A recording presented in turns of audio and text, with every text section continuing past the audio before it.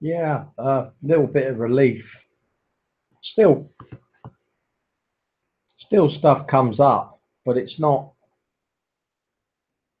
The intrusive thoughts are still coming, but I'm accepting it more. And like I say, I'm trying to become the witness to stuff, to step back from it, to not be embroiled in it, to not, even when I do go into conversations in my head,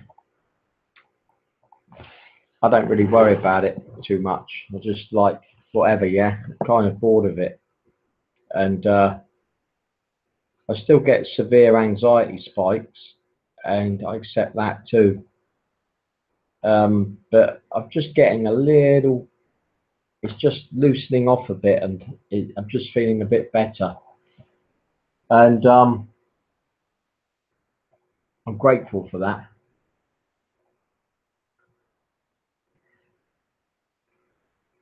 I had a bit of a run yesterday, and that was good. And being around people a bit more, I'm feeling a bit more connection with people, and I'm staying away from people that are dangerous to me. Um, that can lead me down roads that can end up being fatal, really. And there's certain individuals I have to really stay away from. Um, that's not dramatizing stuff. That's just seeing where I'm at and just using my head, to keep myself right.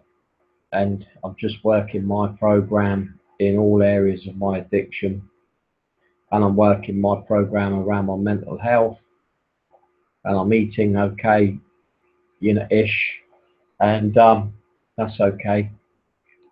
Um, but yeah, I think it's very hard to get well from stuff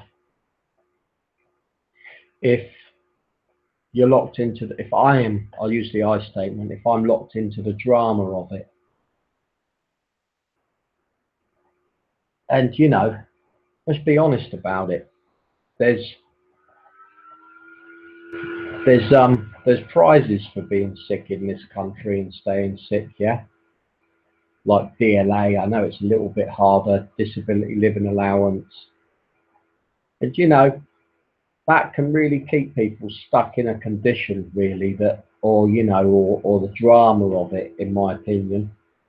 And actually, yeah, in reality, I don't give a shit about what I can get, really. I have done, I have bought into it, but I'm able to earn a little bit legally, and that's what I do, and it's much more productive for me to do that. And because it can affect, I know it shouldn't do, right, but personally, yeah, I think, and it's no disrespect to anyone that is on DLA or whatever, because I've been on it myself, disability living allowance. I was getting a small amount, and it helped me to run a car. It helped me to connect more with people. But I'll be honest, I think it can be a trap. It can be a trap to stay sick. I think the mental health teams is a trap as well to stay ill. And I know people will think, oh, you can't talk. I'm telling you, for me, I've not had much help from them. I'm waiting for ages for therapy. I don't really trust the system with what they're writing down and what they're holding against you. I don't know. I have problems with authority, and I don't know how, if it just keeps one locked into the condition. Now, I know, like, what was really nice, I shared with a work colleague that I've got OCD, and he said back to me, I have as well. And I said, well, you're on medication for it. He said, I've got medication, but I don't take it. I'm just interested because some people say they've got OCD, like everyone's got a bit of OCD, they say, and they haven't. They have not. Um, unless you've been certified by a psychiatrist, you haven't got it. You're just self-diagnosing yourself. It's not recognised. And I hate all that, because what it does is you don't say you're a little bit schizophrenic, do you? You're either schizophrenic or you're not, but everyone seems to like to have a bit of OCD for some reason. But let me tell you, I really hope that you haven't got it. And if you have got it, you know, mindfulness meditation I've found to be a great help. And I just do that every day-ish, kind of near enough, and I'll probably have a little kit. Sometimes it goes into sleep and I meditate and then I sleep. Um, and it's just helping a lot. And even when I'm feeling these anxiety spikes, it's good for me to bring my awareness to my breath and make sure that I'm breathing all right. Because often what I find when I get this anxiety, I stop breathing or my breath goes very shallow.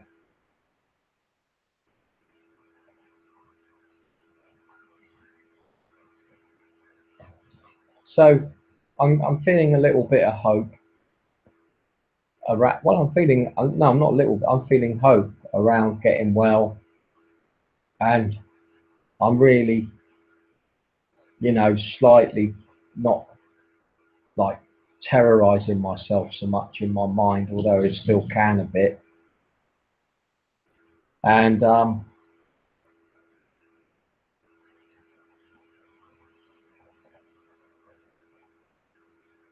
you know, I'm waiting for therapy. I'm not, you know, I talk about it on here, but I don't talk about it much in my life so much. Yeah, sometimes it comes out, sometimes I do a bit with people, but I'm not addicted to the condition, if you know what I mean. And like it becomes you. It's all like it's all you know. It's just constant, and I have the illness of it. And to be honest, a lot of people don't you know, there's not much empathy sometimes from some people, and that's okay. And it's good for me to not over focus on it and to have hobbies and to do stuff that's right for myself. And I'm off, you know, I'm off on a holiday of a lifetime, and I'm just saving my money to that, and I'm just avoiding the advice of people that are dangerous. You know, they're very dangerous, some people, to start saying get involved with this one or that one, pay money and do all this stuff that's against my kind of, is overwhelming. So I listen to my own self, and I have to make judgments on what people say, and if I think that I've got to pull away from them and just say, you know what, that's up to them. They can do that, but they're not listening to me. And your advice could kill me, mate. Your advice could kill me. Yeah, because it could take me down a road that could lead me to drugs or drink or pain that I end up killing myself. So I make I mean, I'm not in that space, and I, God will, I'd never do that. I can honestly say that I wouldn't do that to my family or myself. You know, I just wouldn't do it. Period. And I wouldn't entertain it. I mean, it does come in. Don't get me wrong. I have had thoughts of it many times, but I wouldn't do it. But I'm really looking forward to this holiday and to enjoy the foods and have some self-care, get my toes pedicured and, you know, leg massage, head massage, and be looked after. Go for swims, go for saunas, eat good food, have meet some good people. I'm really excited about it. And I'm damned if I'm going down someone else's route with stuff, yeah? I have to stick to my own heart and my own higher power, and to discern of what is like, it's what this fella said, is to discern, is to like work out what path you want to go on, and pull away from the people that are potentially dangerous to me. Um, because I can easily be led down these paths, and I could end up dead if I'm not careful.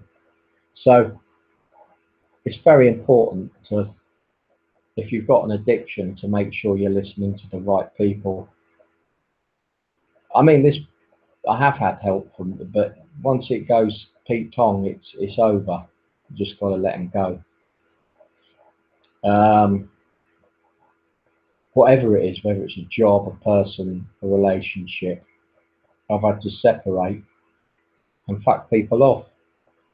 Just like jog them. If you know, and I know that sounds brutal, but it's survival of the fittest, and that's the way the cookie crumbles. Fuck it. I can't. I'm not going to people please.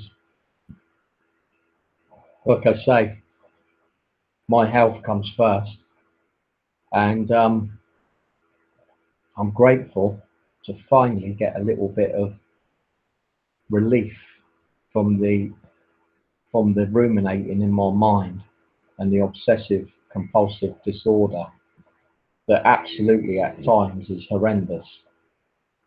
And when I come back from holiday, I probably will get rid of the job or change the job because it's causing me too much pain, mental pain of OCD, anxiety, and I'm really suffering when I'm at work sometimes. So I'm not going to keep doing something that is potentially harmful to me. I'll find something else, and even if it's voluntary work, I don't, you know, I might just start picking up litter where I live. I'll find something to do. I'll keep plodding on. Anyway, I'll leave it there for today. And I just think it's important to realise, for me, that any amount of money that the government gives me for staying ill, I'm not interested. I want to get well, and whether I have money or I'll have enough money, but if I'm able to work, I'll do it, and I'll find something else. I think far too many people give up.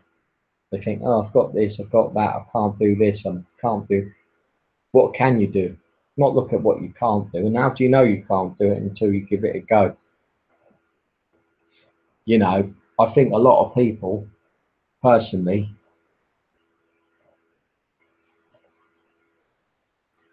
can give power away to the condition.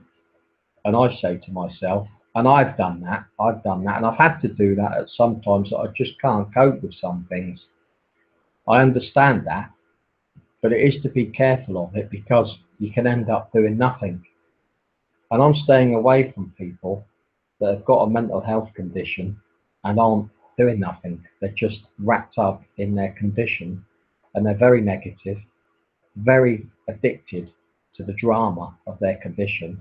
I fucking pull away from them people because they're draining to my spirit. I ain't fucking about. This ain't a dress rehearsal.